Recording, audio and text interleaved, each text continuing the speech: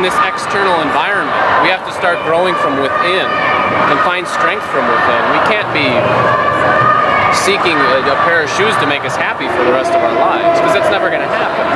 Yeah, that's an excellent point. I think that is why many people do that. But where do you start? Where do you see it start? Like this. We start like this. This is how it starts. I thought like all of these people, and I still wasn't able to make the sacrifices on my own. But due to continually educating myself and continually reminding myself that the change needs to happen with me first, then nothing is going to happen. You know, I was like a junkie, like a materialist junkie. Well, but you know, from a lot of people that I talk to, you're one of the very few that says that change has to happen from within. Everybody's talking about taxing the rich, etc. So it's pointing the finger. It's easy to point a finger. Exactly. So how do you inspire people to think like you?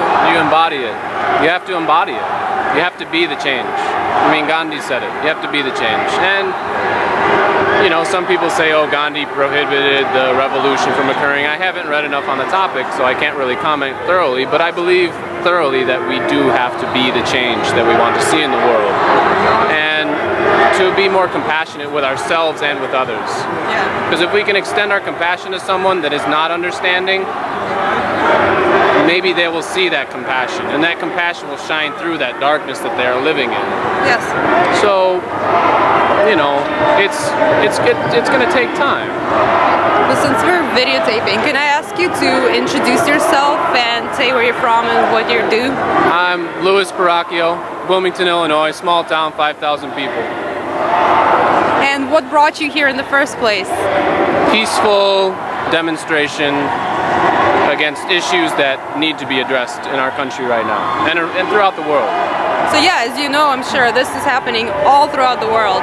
What do you think is the significance of the fact that this is a truly global movement? It says that, to me, there's a higher power at hand. Certainly. Can you elaborate?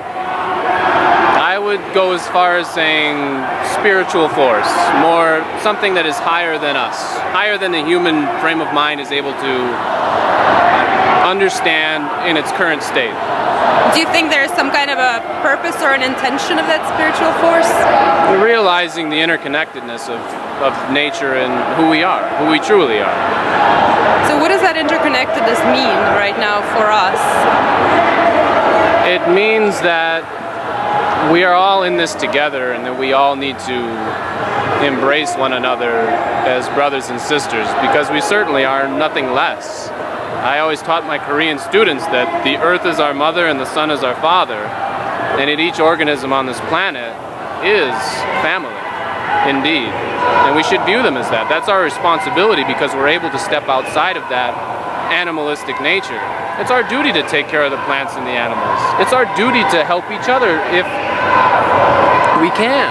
If it's in our being to be more selfless, to be less self-centered in terms of a ego-fulfilling machine that we've become. So can you paint a picture for me? How do you see this society if we go through this process? How do you envision that society? I believe it's an individual journey that we all have to take on our own.